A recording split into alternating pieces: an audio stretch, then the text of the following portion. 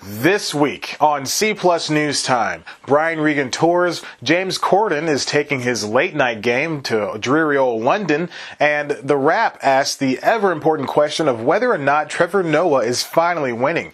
I'll tell you who's really winning, you, the viewer, because you're watching this C Plus News Time. Alright, I didn't feel comfortable with that cold open joke. Let's do a redo. Regan tours, Corden tours too, and Trevor Noah does well. I'll tell you who's really doing well. Dang it, that's just a retread of the first one. Can I get a redo of the redo? A redo-do, if you will? Oh, Schnikes, you thought that was funny too, didn't you? I did it. I'm number one. And for those that stuck around this long, you're my number one viewer. Why do I keep saying that? It's C Plus News Time.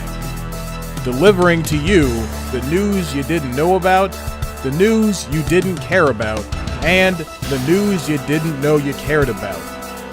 With host, Chad White. Now, here's that host, Chad White.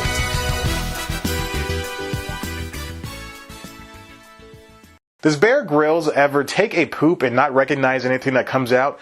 When did I eat the lizard's tail? Welcome back to C Plus News Time. I'm your host, Chad White. This is the comedy news you know about for the week of April 3rd, 2017.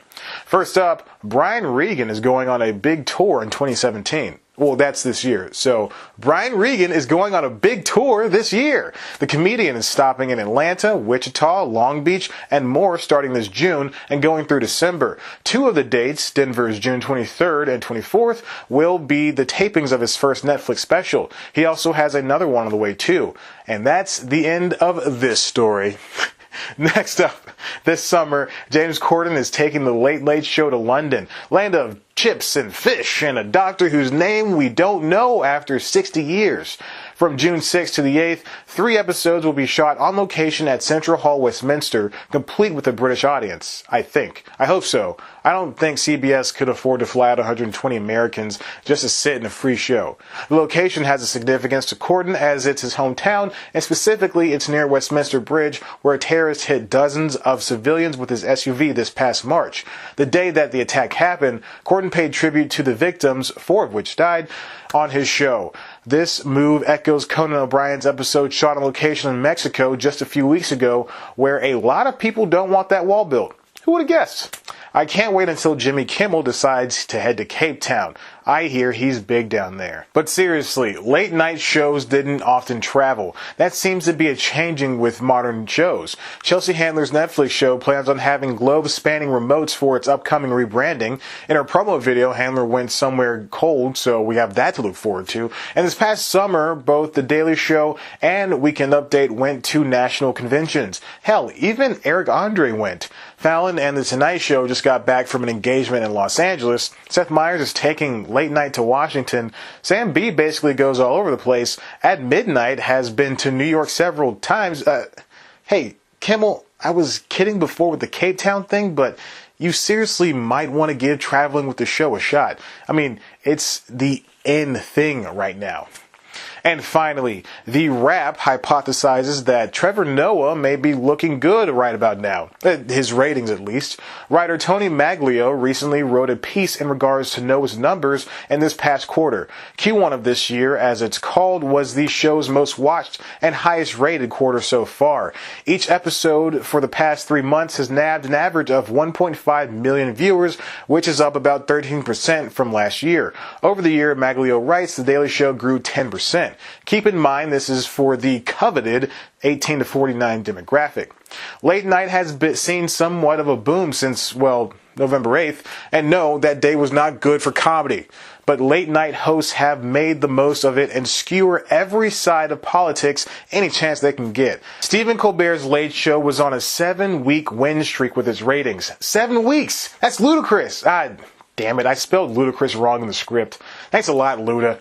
Back to my point, Colbert's show, which was failing all over the place for the better half of last year, is now kicking so much ass in late night. He's really showing that people want something more than games and celebrity cameos. They need true political intrigue and examinations of today's climate. It also does help that he came with a built-in audience. As of March 21st, Colbert was narrowly beating out Fallon with 3.2 million viewers to his 3.1 million. Just last year at the same time, Colbert's views were down 24%. Not even a forced March Madness hiatus this year could deter this powerhouse. However, as Michael O'Connell of The Hollywood Reporter points out, Colbert is having a tough time beating Fallon in that sweet 18-49 demo. Curse you, metrics! O'Connell revealed just last week that Colbert had his biggest audience since his premiere week. This man cannot be stopped. As of March 27th, he was ninth in late night with about 3 million viewers every night, which is 400,000 more than Fallon. Now it sounds as if Trevor Noah and The Daily Show are completely in different arenas.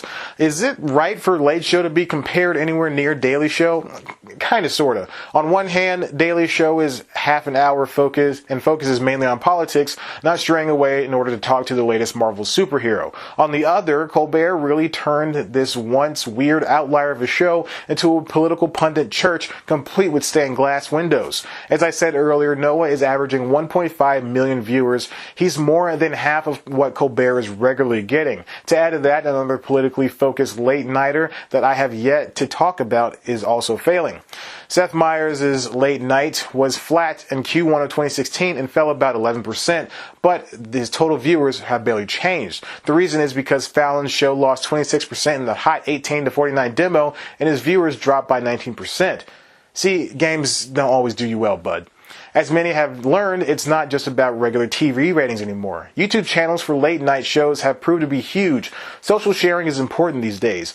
Sam Bees in particular is doing exemplary work. Her YouTube hits are strong, getting about 400,000 views per vid. Many of those go past the coveted 700,000 and million marks, but those numbers can't hold a candle to politically focused, glasses-wearing late-night host Colbert.